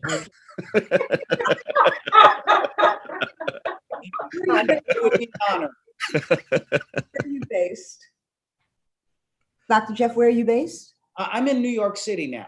Oh, I'm in New York City, and I'm in exile in Connecticut. oh, we have work for you here. Our children are going to be in touch. You know, as you were speaking and painting that picture of the folks with rifles and, you know, attitudes, taking a stand in front of polling places, and we think about them storming, you know, the Michigan meetings that the political leaders were having, and we know what would have happened if they were Black men and women. It would have been a bloodbath. But I come back to, and it sounds Pollyanna-ish, I'm coming back to love. I know that love is the strongest force in the universe, and no mean-spiritedness can override that. That doesn't mean that we can't get hurt at the polls or that these people won't do vicious things. But as you were saying that, I said, suppose, you know, a group of us and women, we got together and we just said, we're going to bring some baskets of treats. Potato chips, anyone? To those men? I know waters. You probably don't want to drink the water, but I have some other stuff that you may want, because I know you're here to protect us. Not saying it in a snarky way, but saying it in a real way. I know you're here because you want to protect the polls. Well, you know, thank you. Here, we're here to help you. They're not going to turn against you for that. You know, we have to outsmart those people who are really trying to diminish us. And we have to do it strategically. A question that I had last year, because you know what we're creating, Dr. Sheila, is America the Beautiful. And the question I was asking is, how do we get those minds on the far right who really do not want justice for all? How do we move them to the center? And I learned how. I'm not going to take the time to share now, but I learned it from white people in Greensboro, North Carolina. You agree with them on the things that you can hold your nose and say, I could do that. And you build a relationship. So it's relationship building. If those people who are taking a stand against us and racist America, if they were learning the truth of this history, guess what? We would be the heroes, and the people whose statues are being taken down would be the villains. So it's education that is so important. That's what police officers need to read. They need to see the documentaries we're talking about. They need to read the history books that tell the truth. Last thing, we were in Ghana with Congressional Black Caucus. They happened to be there at the same time I took my family back in August. And Nancy Pelosi said to them that she wanted to go with them. Whoa, so here we are in Ghana, in Elmina and the Cape Coast dungeons with Nancy Pelosi and the Secret Service. When we came out, and then the secretary, she was in tears. And I just said to the Secret Service men, I went over to them and I just said, tell me what you're feeling. And they just shook their heads and said, Ms. Taylor, we had no idea. We learned nothing of this. We have got to be brave enough and convince people who stand against us that we have to tell the truth about what happened to us. Tell the truth. And I think it's truth telling that will save us all. Thank you. Dr. Sheila? That's my shero. Yeah. I'm gonna go with her with that. But come on, bring it. Yeah. Okay, on some levels, regardless of who wins, we still have work to do. No question about it. And we've implied that with this idea of a plan. That we have to, I think Susan said this earlier, we have to use this as a springboard, understanding that we are not as far away from the 13th Amendment as we thought we were. Okay, I had a professor who said, well, I read the paper every day because when I wake up, I don't know if the 13th Amendment has been repealed. And that was a joke. And it was a political scientist who said it. Real is a 6-2 majority where it could happen, all right, with the Supreme Court. But that's on some levels, there's the work to do. I think that if this is a democracy, and those of us, and this is why we are doing this, those of us who said we must vote, then that means that we also have to respect the fact that given the democracy, whatever the outcome is, we have to accept it, except that, of course, there may be all this voter suppression stuff, right? On the other hand, I think there, you know, with Biden winning, I do think that there may be some fallout from that, from those people who are at that, where Susan wants to offer them some cookies and milk. Those people will go back, just as they were doing in Michigan, trying to kidnap the governor. Thank God she was a white woman. I hate to say that, Michigan governor, but the reality is that's the extreme of who they are. So Susan's point about using love is, I think, always a possibility. But at some point, some people are beyond love. They're beyond hearing logic and practical ways of doing things. These people who did the things that those same people in New York, those people who went to the Michigan they are so immersed in their own white supremacy that we have to understand that some things may happen in terms of violence. We talked about violence. This country was built on violence, and it has used violence to keep oppressed people where they are. At the same time, we have one of my favorite historians at Georgia State, Akinle, wrote his book about Mississippi, the Brothers of Deacon. And he said, "We will shoot back." That was the title of his book. That is the title. We will shoot back. And so I do think, and I hate to sound so, what do you call it? Opposite of womanist or feminist. And y'all got to be ready now to protect us. I really think that if Trump loses, there's going to be a backlash and violence in this country. And the police, we already know we can't really depend on them to protect all of us, though there are many beautiful love. My uncle was a policeman, so I love policemen. But the Army is under the president's control.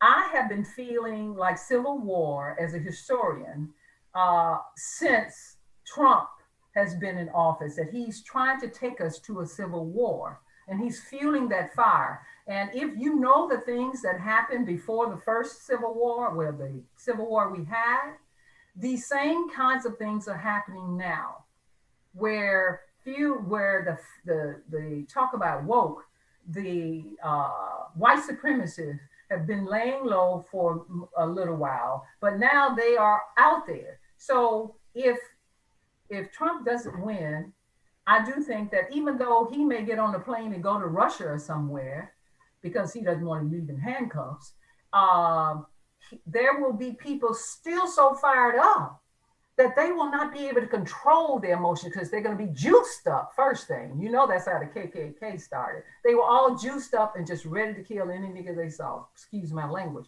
But those people will still be there, and we have to be aware of that.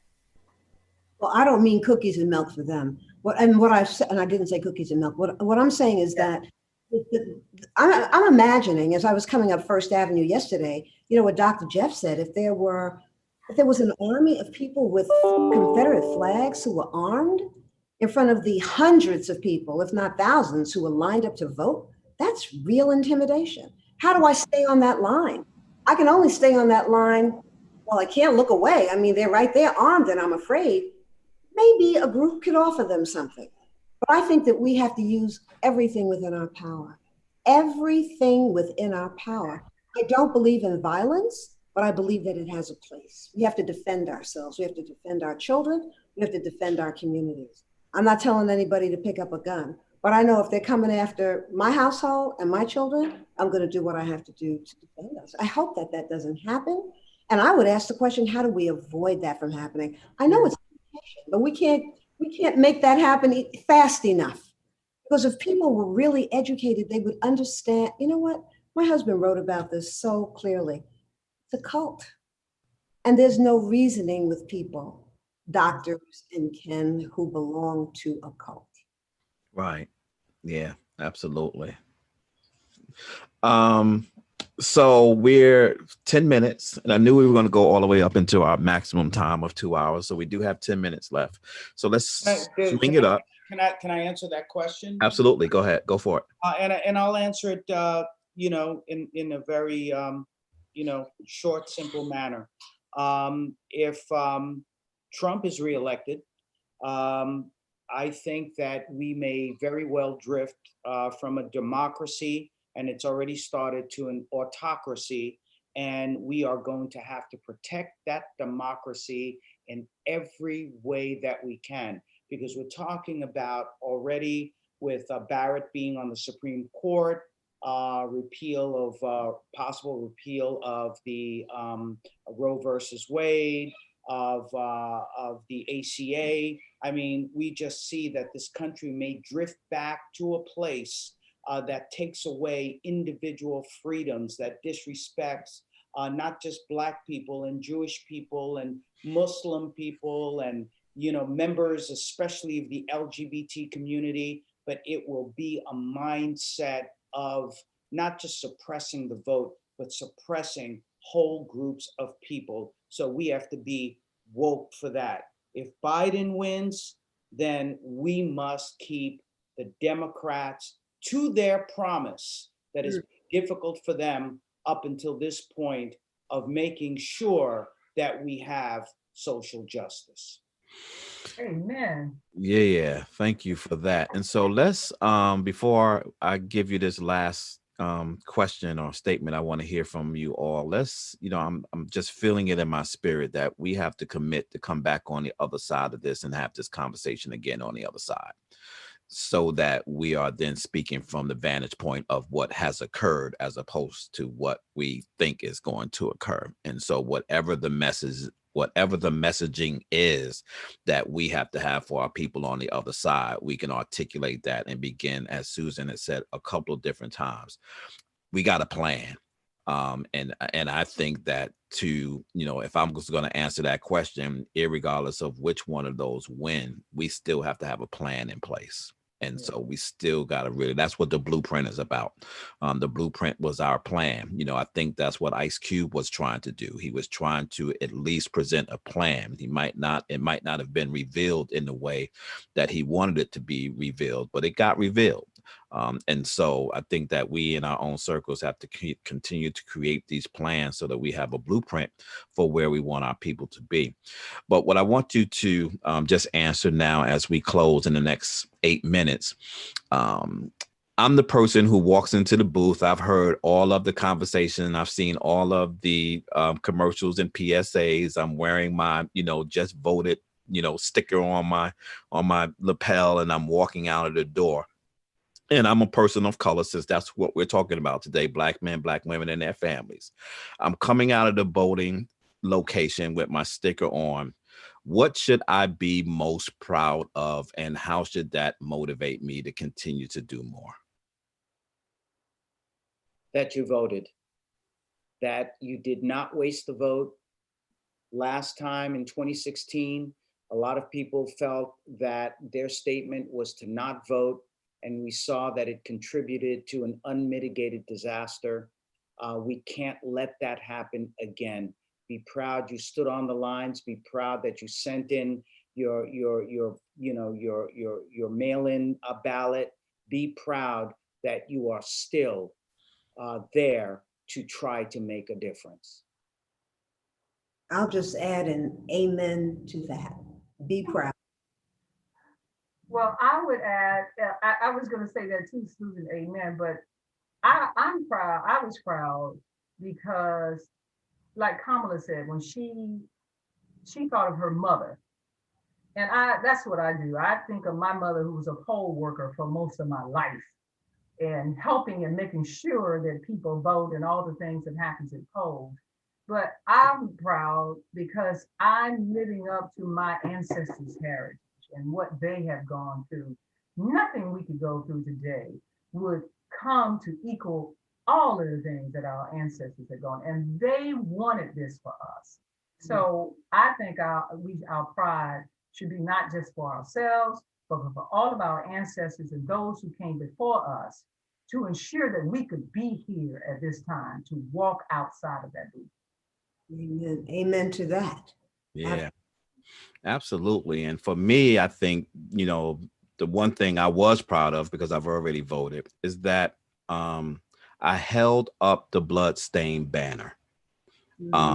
And that the blood, sweat, and tears of my ancestors were not in vain, that I carried it through, not just for myself, but I carried it through for them, and I carried it through for my children's children's children.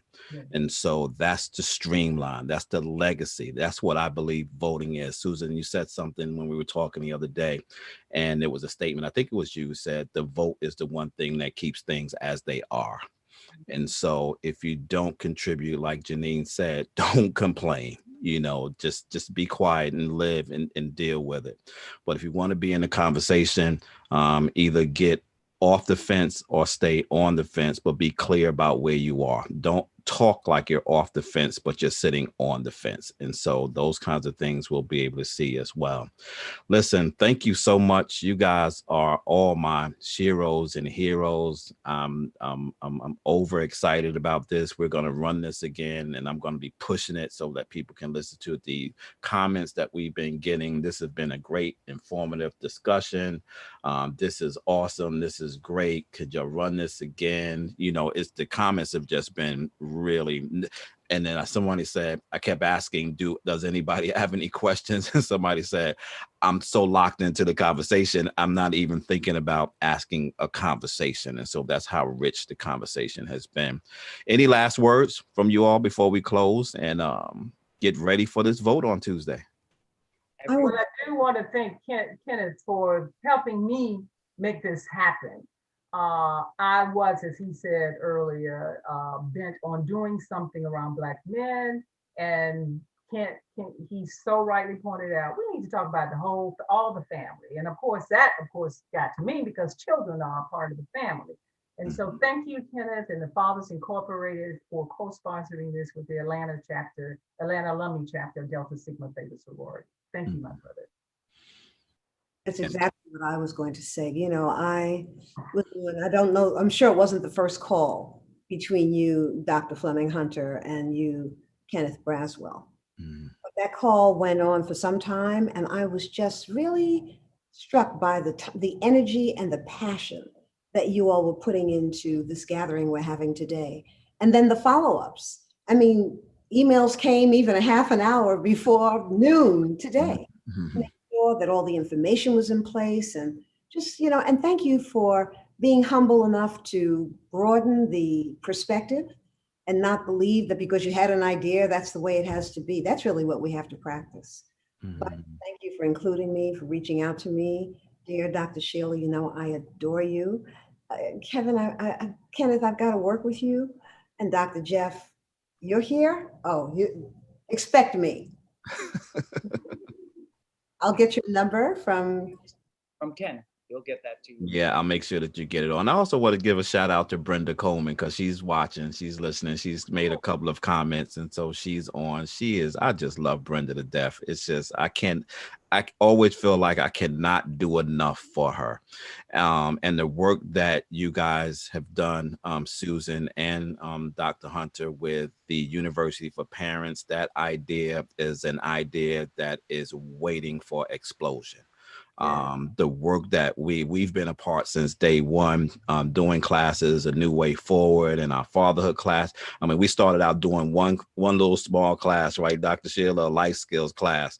Now we got a life skill class. We got a financial foundations, a fatherhood class. And then we added on the entrepreneurial class. We're looking at doing but it is the parents that are the drawstring. It is that when these parents sit in front of you and you're looking at the varying degrees of experiences that they bring to the table, and they're hungry for individuals just to sit in front of them and share their experiences that they can glean from, and actually see that there's some hope in their little small in their what they seem to be small spaces. And when you see transformation take place right in front of your eyes, and Dr. Fire and Dr. Jerome, we talk about this all the time, that the transformative work of university for parents is unparalleled in anything that I've seen. I mean, I've literally watched before my eyes someone's life transform like that, and they get it.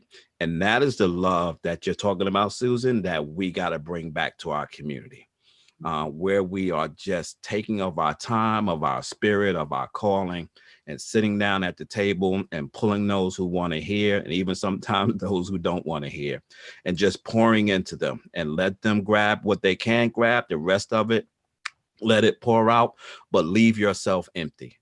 That's my wife always talks about that. And, leave yourself empty, pour everything out so that they can get everything you have, so that to which they need, they can grab. The rest of it will pour out, but you know what? God will fill you back up with more so that you can pour more. But leave yourself on the field. Leave everything on the field, as the sports analogy says, right? Leave all yourself on the field when you're dealing with our people. So thank you, everybody, for listening. Stay in touch with us. Susan, thank you. I love you. Dr. Sheila, thank you. Jeff, you know how I feel about you. And Griff and Dr. Janine, I was so glad that they answered the call as well. But let's do this again. You guys have a great and awesome and blessed day. Love you. Bye-bye. Goodbye now, and Brenda, definitely. Bye. Can it stay on for one moment? We Okay. lost. So I hit the end stream, so it stopped. So we're good. We just